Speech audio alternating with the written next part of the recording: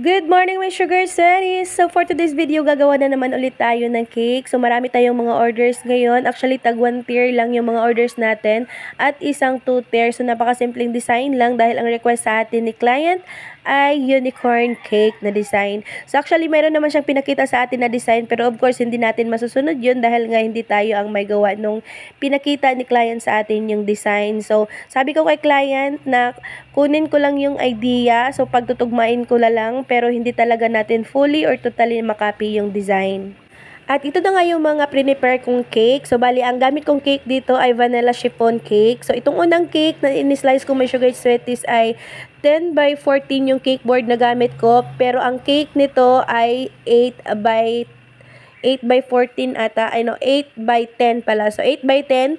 Tapos, kinat ko lang yan may sugar sweeties at nilagyan ko ng icing. So, ang gamit natin icing dito ulit, may sugar sweeties ay boiled icing lang yan. So, actually, masarap naman yung boiled icing na yan, may sugar sweeties, lalo na pag napaka-fresh yung inyong cake na ginagawa. So, ito na may sugar sweeties ay mainit-init pa talaga yung cake na ginagamit natin dito. At of course, napakasarap yan, lalo na pag nilagyan natin ng boiled icing.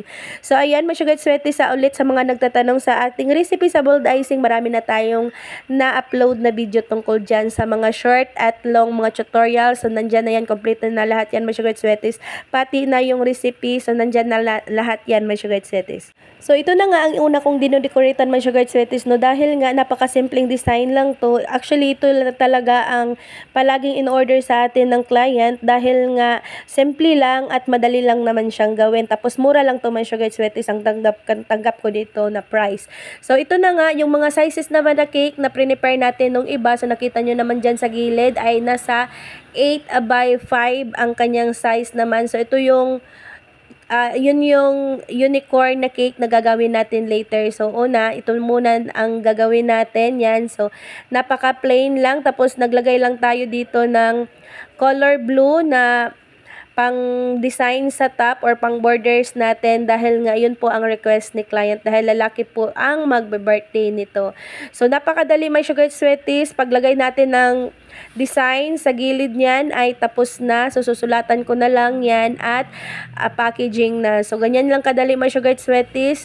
Madali lang siyang gawin lalo na pag na-prepare na yung mga cakes natin na lalagyan ng icing or didecoratean natin. So ito nga pala may sugar sweeties, since kahaponan na to na pipick upin ng client ay umaga pa ako nagbe-bake ng cake may sugar sweeties dahil sinusigurado ko talaga na fresh pa yung cake natin dahil masarap ang fresh cake may sugar sweeties lalo na paglagyan nyo ng boiled icing.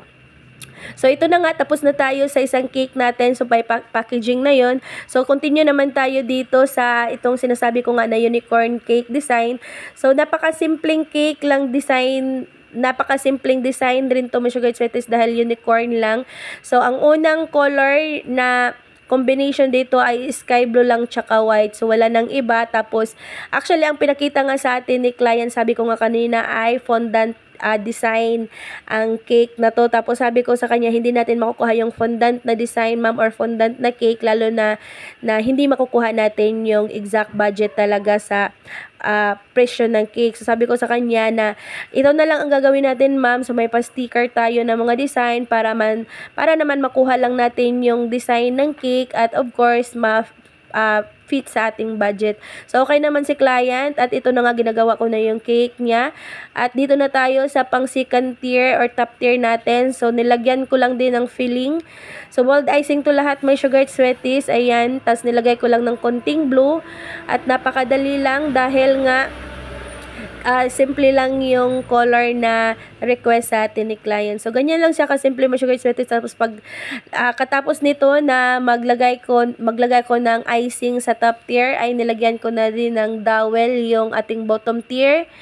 Ayan. So, mga more or less 6 dowel yung nilagay ko dyan dahil nga ibabiyahe pa to ng mga 10 minutes ng kalayuan dito sa aming store. So, ayan, tapos na siya, my sugar sweeties. Tapos, ito na ngayon, my sugar sweeties, ang ating unicorn cake design. Actually, yung mga flowers or pa-roses natin dyan ay mga artificial flower lang. So, magaan yung cake natin ngayon, my sugar sweeties, since chiffon lang yung gamit natin. So, hindi masyadong mabigat.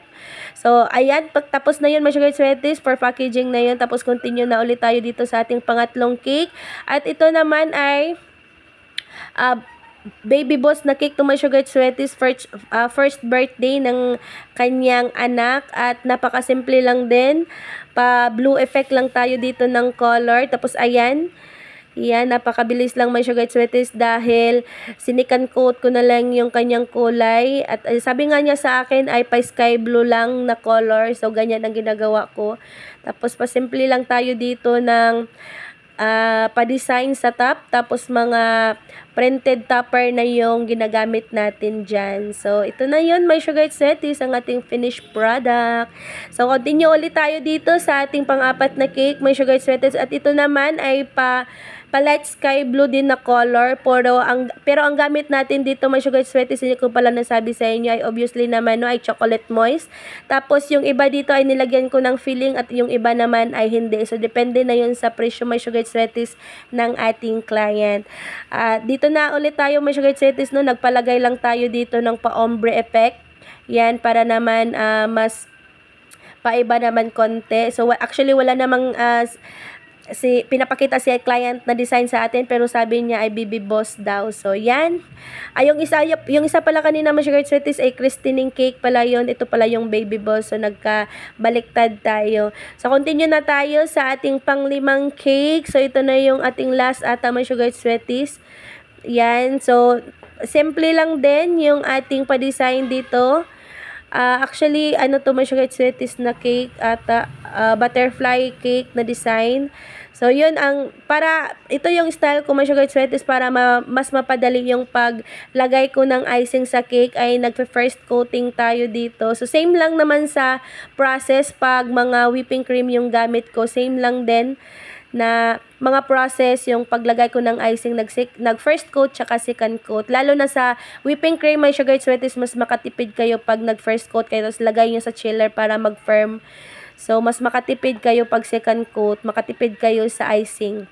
So, dito naman sa boiled icing, my sugar sweeties, ay minsan talaga makakapalan ko yung icing niya sa cake dahil nga mura lang naman tong ating icing, no? So, why not na mas kapala natin konti yung icing niya. So, hindi naman masyadong makapal, yung konti lang na makuha natin yung ating gusto kalinis sa cake.